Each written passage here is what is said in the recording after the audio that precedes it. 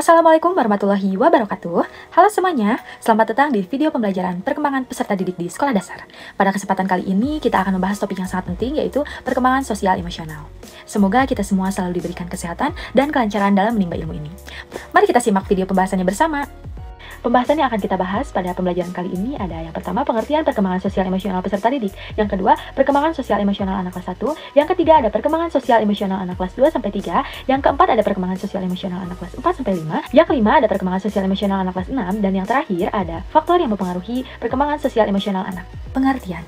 Perkembangan sosial emosional adalah proses belajar anak dalam menyesuaikan diri untuk memahami keadaan serta perasaan ketika berinteraksi dengan orang-orang di lingkungannya yang diperoleh dengan cara mendengar, mengamati, dan meniru hal-hal yang dilihatnya.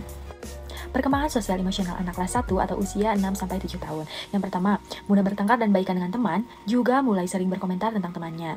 Berarti anak memahami dinamika sosial dan belajar mengelola hubungan dengan teman sebaya meskipun masih labil dalam mengatasi konflik. Nah, yang kedua, mudah tersinggung perasaannya tapi juga mulai bisa mengerti perasaan orang lain. Nah, berarti sensitivitas emosi yang tinggi membuat anak mudah merasa sedih ataupun kecewa, namun di sisi lain empatinya mulai berkembang. Nah, yang ketiga, selalu ingin menyenangkan orang lain dan selalu ingin menjadi nomor satu.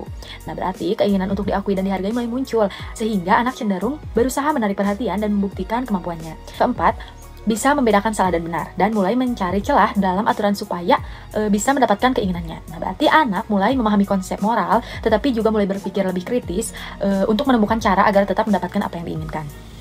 Yang kelima, tumbuh kesadaran akan pandangan orang lain terhadap dirinya. Berarti, anak mulai peduli dengan bagaimana orang lain melihatnya yang dapat mempengaruhi kepercayaan dirinya dan cara bersosialisasi. 6. Anak mulai memahami perasaan malu. Berarti, kesadaran dirinya itu meningkat, membuat anak mulai merasa malu dalam situasi tertentu. Yang ketujuh, anak mulai mempelajari kaidah dan aturan yang berlaku. Berarti, pemahaman tentang aturan sosial semakin berkembang dan anak juga mulai belajar menyesuaikan diri dengan lingkungannya. Yang kedelapan, anak mempelajari konsep keadilan. Berarti, anak mulai memahami arti keadilan dan sering membandingkan perlakuan yang diterima dengan orang lain. Yang terakhir, yang kesembilan, anak mulai mampu menjaga rahasia. Berarti ini adalah keterampilan yang menuntut kemampuan untuk menyembunyikan informasi-informasi. Baik, yang selanjutnya yaitu perkembangan aspek sosial emosional anak kelas 2-3 atau usia 8-9 tahun. Yang pertama, mulai suka berkelompok. Anak ingin menjadi bagian dari kelompok dan belajar kerjasama serta persahabatan. Orang dewasa dapat mendukung mereka dalam membangun hubungan positif. Yang kedua, membedakan fakta, fiksi, dan fantasi. Mereka mulai paham mana yang nyata dan mana yang imajinasi, tapi tetap suka dunia fantasi sebagai bagian dari kreativitas. Yang ketiga, perubahan emosi cepat. Mereka bisa tiba-tiba marah atau sedih, tapi cepat kembali normal. Orang dewasa dapat membantu mereka mengenali dan mengelola emosi. Yang keempat, melihat berbagai sudut pandang. Anak mulai memahami bahwa orang lain bisa punya pendapat berbeda. Hal ini membantu mereka belajar menghargai perbedaan dan menyelesaikan konflik. Yang kelima, menyadari pandangan orang lain.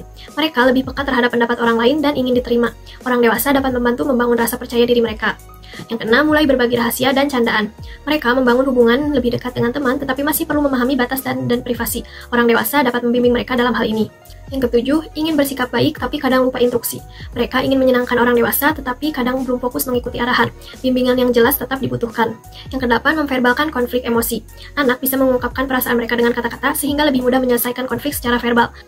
Yang kesembilan, menyadari perasaan diri dan orang lain. Mereka mulai menunjukkan empati seperti menghibur teman yang sedih. Yang kesepuluh, malu dan bangga. Anak bisa merasa malu jika tidak bisa melakukan sesuatu, tetapi juga bangga saat berhasil. Dukungan dari orang dewasa dapat membantu mereka membangun rasa percaya diri. Yang terakhir, mengekspresikan emosi dengan jelas. Mereka lebih terampil mengungkapkan perasaan melalui kata-kata dan ekspresi yang membantu komunikasi dan hubungan sosial mereka. Selanjutnya yaitu ada perkembangan sosial emosional anak kelas 4-5, yaitu yang pertama, lebih bisa mengendalikan emosi tapi masih mengalami mood swing dan rasa tidak percaya diri. Anak mulai mampu mengontrol emosinya, tetapi perubahan suasana hati yang tiba-tiba dan rasa kurang percaya diri masih sering muncul. Yang kedua yaitu mulai pandai mengatasi konflik dan bernegosiasi. Anak mulai belajar menyelesaikan masalah dengan cara berdiskusi atau berkompromi sehingga dapat menunjukkan peningkatan kemampuan sosial anak. Yang ketiga yaitu mulai mengetes batasan dan aturan yang ada. Mereka cenderung mengeksplorasi sejauh mana aturan yang dapat diubah, sehingga bagian dari proses memahami otoritas dan kebebasan. Yang keempat yaitu mulai banyak mengambil keputusan untuk dirinya sendiri. Anak mulai menunjukkan kemandirian dengan membuat pilihan sendiri dalam berbagai situasi. Nah, yang kelima yaitu memiliki hubungan pertemanan yang lebih kompleks dan kuat. Persahabatan menjadi lebih mendalam, melibatkan kepercayaan dan saling mendukung secara emosional. Yang keenam yaitu anak lebih banyak aktif di kegiatan dengan teman ketimbang dengan keluarga. Anak lebih sering menghabiskan waktu bersama teman-temannya dibandingkan dengan keluarga karena teman menjadi pusat perhatian sosialnya. Yang ketujuh yaitu memahami bahwa pertemanan bukan sekedar persamaan, minat. Yang kedelapan yaitu mulai tertarik pada lawan jenis atau pura-pura tertarik agar diterima teman sebaya. Ketertarikan terhadap lawan jenis mulai muncul meskipun kadang hanya untuk menyesuaikan diri dengan kelompoknya. Yang kesembilan yaitu anak dapat mengatur ekspresi emosi dalam situasi sosial. Mereka mulai mampu menampilkan emosi yang sesuai dengan situasi sosial tertentu. Yang kesepuluh yaitu anak dapat mengontrol emosi negatif seperti takut dan sedih. Kemampuan untuk mengelola perasaan negatif seperti ketakutan atau kesedihan semakin berkembang. Yang kesebelas yaitu anak mampu menyembunyikan dan mengungkapkan emosi serta merespon emosi orang lain. Anak bisa memilih kapan harus menunjukkan atau menyembunyikan emosinya. Yang ke-12 yaitu anak mampu mengenali penyebab emosi negatif dan beradaptasi dengan lingkungan. Dengan mengenali apa yang membuatnya sedih, marah, ataupun takut, anak dapat menyesuaikan diri dengan situasi di sekitarnya.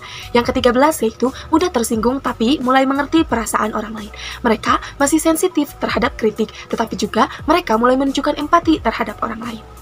Selanjutnya yaitu ada perkembangan sosial emosional anak kelas 6 atau umur 12 tahun. Beberapa tonggak perkembangan yang ditunjukkan anak kelas 6 SD diantaranya adalah yang pertama, anak pada tahap ini sangat peduli dengan bagaimana orang lain memandang dirinya. Ia cenderung merasa bahwa pengalaman, perasaan, dan emosinya unik dan tidak dialami oleh orang lain. Hal ini dapat membuatnya lebih sensitif terhadap penilaian sosial dan lebih memperhatikan bagaimana ia berperilaku di depan orang lain. Yang kedua, seiring berkembangnya kemampuan sosial dan emosional, anak mulai bisa membaca perspektif dan perasaan orang lain. Ia dapat memahami bahwa setiap orang memiliki pemikiran dan emosi yang berbeda, sehingga lebih peka terhadap situasi sosial di sekitarnya. Yang ketiga, anak mulai memahami konsep baik dan buruk serta menyadari adanya nilai-nilai dan norma yang berlaku di lingkungan masyarakat. Ia dapat membedakan mana perilaku yang dapat diterima dan mana yang tidak, serta mulai menunjukkan kepatuhan terhadap aturan sosial yang ada. Yang keempat yaitu, dengan meningkatnya pemahaman sosial, anak mulai mampu menempatkan diri dalam berbagai situasi dan lingkungan yang berbeda. Ia bisa menyesuaikan cara berbicara dan bertindak tergantung pada konteks, seperti berbicara sopan kepada orang dewasa dibandingkan dengan teman sebaya.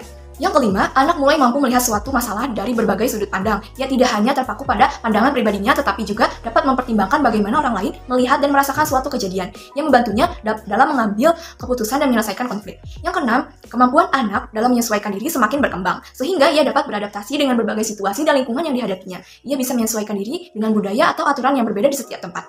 Yang ketujuh, anak mulai belajar untuk mengendalikan reaksinya terhadap berbagai situasi. Ia tidak lagi bereaksi secara impulsif terhadap hal-hal yang mengejutkan atau mengecewakannya, tetapi mulai mampu menahan diri dan merespon dengan lebih tenang serta mempertimbangkan akibat dari tindakannya.